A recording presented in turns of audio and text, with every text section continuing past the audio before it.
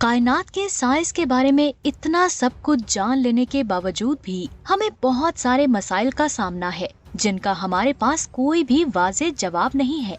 जैसे कि हमारी कायनात का मैस जितना नजर आता है इससे ज्यादा होना चाहिए। हम ये भी नहीं जानते कि अल्लाह की इस अजीम कायनात की कोई लिमिट है या ये लामहदूद है। इस वक्त हमारी कायनात में जितनी भी गैलेक्सीज, स्टार्स और क्लस्टर्स मौजूद हैं, क्या पूरी कायनात इन सब चीजों से मिलकर बनती है या फिर हमारी कायनात के जैसी बहुत सारी कायनातें हैं जिनके मिलने से मल्टीवर्स बनता है, लेकिन हमें उनके बारे में कुछ नहीं पता। इसके अलावा हम कायनात की फॉर्मेशन के फौरन बाद वाले लम्हात के बारे में कुछ नहीं जानते और हम ये भी नहीं जानते कि बिग बैंग होने के 1 सेकंड बाद क्या हुआ था।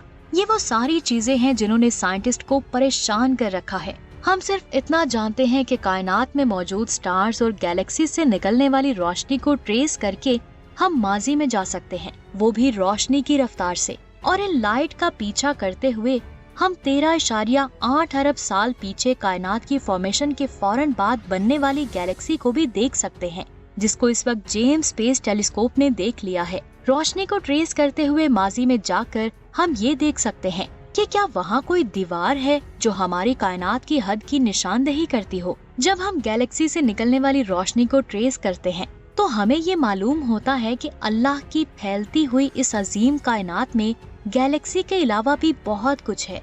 जैसे जैसे लाइट को ट्रेस करते हुए हम बिग बैंग के करीब जाते जाएंगे, हम उतनी अच्छी तरह हमारी कायनात की फॉर्मेशन और उसके साइज के बारे में जान पाएंगे। इसी तरह साइंसदानों ने आसमान की जनूबी साइड पर एक स्ट्रक्चर दरियाफ्त किया है जिसका साइज 1.3 बिलियन लाइट ईयर्स है। जिन साइंटिस्ट ने स्ट्रक्चर को दरियाफ्त किया है उन्होंने इसके बहुत बड़े साइज की वजह से इसे साउथ वॉल का नाम दिया है। साउथ वॉल कायनात के बड़े स्ट्रक्चर्स में से एक है और आज के इस वीडियो में हम इसी के बारे में बात करेंगे कि आखिर साउथ वॉल क्या है। असल में ये गैलेक्सीज का एक बहुत बड़ा ग्रुप है जो कायनात की खाली जगहों में एक दीवार का काम करता है, इसीलिए हम इसे एक दीवार कहते हैं। इससे मिलती जुलती और भी बहुत सारी दीवारें हमारी कायनात में मौजूद हैं, जिनमें एक दी हेरकुलस कोरोना ग्रेट वॉल है जिसका साइज 10 अरब लाइट ईयर्स है, जो हमारी कायनात का सबसे बड़ा स्ट्रक्चर और ऑब्जेक्ट है। लेकिन साउथ वॉल हमारे लिए बहुत खास दीवार है क्योंकि ये हमारी गैलेक्सी से 500 मिलियन लाइट ईयर्स दूर मौजूद है। आसान अल्फाज में आप ये कह सकते हैं कि ये अब तक का सबसे बड़ा स्ट्रक्चर है जो साइंटिस्ट ने हमारी जमीन के इतना करीब फाइंड किया है। कायनात में बनने वाली दीवार अपने आसपास मौजूद स्ट्रक्चर से मिलकर एक नया स्ट्रक्चर बना लेती है, जैसे the great wall of salon और द ग्रेट वॉल। हमारी गैलेक्सी के सेंटर के बिल्कुल नीचे एक ऐसा इलाका छुपा हुआ है जिसको साइंटिस्ट जोन ऑफ अवॉइडेंस और जोन ऑफ गैलेक्टिक भी कहते हैं। ये एरिया स्टार्स की गैस और धूल की वजह से इतना डेंस और रोशन है कि इसके पीछे जो भी चीज है हम उसे अच्छे से नहीं देख सकते। बहुत ज्यादा डेंस होने की वजह से साइंटिस्ट इस एरिया को अच्छे से स्टडी नहीं कर पाए। तो यहाँ सोचने वाली बात ये है कि अगर ये एरिया इतना ज्यादा डेंस है तो साइंटिस्ट ने साउथ वॉल को कैसे फाइंड किया जो इसी एरिया में मौजूद थी। इसमें बहुत सारे फैक्टर्स शामिल हैं, लेकिन सबसे अहम फैक्टर ये है कि गैलेक्सीज आसमान की तरफ कैसे मुंतकिल हुई। ये बात आप जान लें, पेरिस यूनिवर्सिटी के साइंसदानों ने मुख्तलिफ डेटाबेस का इस्तेमाल किया जिसको कॉस्मिक फ्लो कहते हैं। इस डेटाबेस का इस्तेमाल करते हुए साइंसदानों ने हमारी जमीन से 600 मिलियन लाइट ईयर्स की दूरी पर 18,000 गैलेक्सीज का एस्टिमेट लगाया ताकि इन गैलेक्सीज में से हम उन कुजार्स और गैलेक्सीज को फाइंड कर सके जिनकी फॉर्मेशन कायनात की फॉर्मेशन के फौरन बाद हुई, जो आज हमसे 13 अरब लाइट ईयर से ज्यादा दूरी पर मौजूद हैं। दूसरी तरफ रेड शिफ्ट आता है जिससे ये अंदाजा लगाया जा सकता है कि हमारी कायनात में मौजूद चीजें कितनी रफ्तार से दूर जा रही हैं, जो कायनात के फैलाव का सबूत भी देती हैं। यानी वो गैलेक्सीज जो आसमान की तरफ मुंतकिल हो चुकी थी वो कायनात के फैलाव की वजह से मुंतकिल हुई थी। जब साइंटिस्ट ने दुनिया भर के डेटा को इकट्ठा किया तो वो इस दीवार में छुपी हुई गैलेक्सीज की ग्रेविटी के इफेक्ट को स्टडी करने में कामयाब हुए। हबल लॉ के मुताबिक जो गैलेक्सी हमसे जितनी दूर होगी वो उतनी तेज रफ्तार से सफर करेगी। इस आइडिया को 1929 में D.R. हबल ने दिया था। जब कोई ऑब्जेक्ट जमीन से दूर जाने लगता है तो उससे निकलने वाली रोशनी की फ्रिक्वेंसी लो के साथ लॉन्गर वेवलेंथ में तब्दील हो जाती है, जिससे इस बात का अंदाजा लगाना आसान हो जाता है कि ये ऑब्जेक्ट हमसे दूर सफर कर रहा है। यानी रेड शिफ्ट से हमें पता चल गया कि वो गैलेक्सीज हमसे किस रफ्तार से दूर गईं। इसके अलावा रेड शिफ्ट स्टार्स और प्लैनेट्स के फासलों को मेजर करने में भी काम आता है। द कॉस्मिक फ्लो टीम कायनात के फैलाव की वजह से पैदा होने वाली हरकत को ग्रेविटी के इफेक्ट से पैदा होने वाली हरकत को अलहदा करने के काबिल हो चुकी है। इस टीम में गैलेक्सी के फासले की पैमाइश करके ये दरियाफ्त किया गया कि कुतुब जुनूबी में गैलेक्सीज हमारी जमीन से 30 माइल्स फी सेकंड की रफ्तार से दूर जा रही है और इसी फैलाव की वजह से हम कायनात में कुछ न कुछ नया दरियाफ्त करते रहते हैं। साइंटिस्ट के मुताबिक कायनात को आसानी से फैलना चाहिए और गैलेक्सी को भी इसी तरह फैलना चाहिए। साइंसदानों ने ये भी दरियाफ्त किया कि गैलेक्सीज एक दूसरे की ग्रेविटी की वजह से एक दूसरे से जुड़कर अपने सेंटर के गिर्द ऑर्बिट करती हैं, जिन्हें क्लस्टर्स कहते हैं। और बहुत ज्यादा क्लस्टर्स एक दूसरे के साथ मिलकर सुपर क्लस्टर बनाते हैं, जिनका साइज अरबों लाइट ईयर्स तक फैला हुआ है। और इन क्लस्टर्स के दरमियान फासला आपकी सोच से भी ज्यादा होता है। हम जिस जमीन पर मौजूद हैं वो मिल्की वे गैलेक्सी में मौजूद एक सोलर सिस्टम का हिस्सा है और हमारी गैलेक्सी एक ग्रुप का हिस्सा है जिसमें हजारों गैलेक्सीज मौजूद हैं।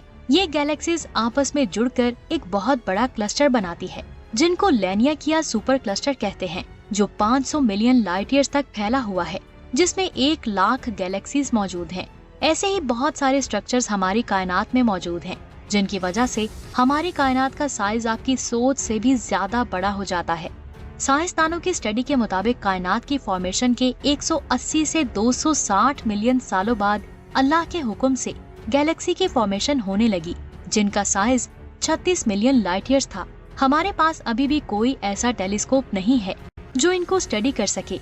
जेम्स स्पेस टेलीस्कोप से इन गैलेक्सीज को स्टडी किया जाएगा। बात करते हैं TOI 715b की। ये सयारा हमारी जमीन से 136 लाइट ईयर्स दूर मौजूद है। ये जिस स्टार को ऑर्बिट करता है वो एक रेड ड्वार्फ स्टार है। इस सयारे का मैस जमीन के मैस से 3 गुना ज्यादा है। इसका साइज जमीन से काफी ज्यादा बड़ा है, जिसकी वजह से इसे सुपर अर्थ कहा जा रहा है। सबसे ज्यादा हैरान करने वाली बात ये है कि ये एक रॉकी सयारा है। बड़े साइज की वजह से कई साइंसदानों का कहना है कि ये रॉकी नहीं हो सकता, क्योंकि अगर किसी सयारे का साइज जमीन से काफी बड़ा है और नेपच्यून के बराबर है तो वो रॉकी नहीं बल्कि गैसी सयारा होगा। लेकिन इसके बड़े साइज के बावजूद इसे रॉकी सयारा कहा जा रहा है। दूसरी अहम चीज, ये सयारा अपने स्टार के हैबिटेबल जोन में आता है, यानी यहाँ सूरज की गर्मी इतनी पहुँच पाती है कि वहाँ पानी लिक्विड फॉर्म में रह सकता है और बहुत ज्यादा चांसेस है उस पानी में लाइफ पॉसिबल हो सके। इसके अलावा इस सोलर सिस्टम में एक सयारा मौजूद है जो इस सयारे से पहले आता है, जिसका साइज हमारी जमीन से 7% ज्यादा बड़ा है। अगर मैं बात करूं TOI 715b की, तो साइंसदानों का कहना है कि इसका एटमॉस्फेयर भी जमीन जैसा है, यानी वहाँ बहुत सारी चीजें हमारी जमीन जैसी है। और साइज में बड़ा होने की वजह से साइंसदान इसे सुपर अर्थ कह रहे हैं। इस सयारे को ट्रांजिशन मेथड के जरिए 2023 में फाइंड किया गया और ये अपने स्टार के गिर्द अपना एक चक्कर 19.3 डेज में कंप्लीट करता है। ये ऐसा सयारा है जिसका साइज तो बहुत बड़ा है, लेकिन वो रॉकी भी है और इस पर पानी के समंदर भी मौजूद होने के चांसेस लग रहे हैं और हो सकता है उस सयारे पर लाइफ भी मौजूद हो।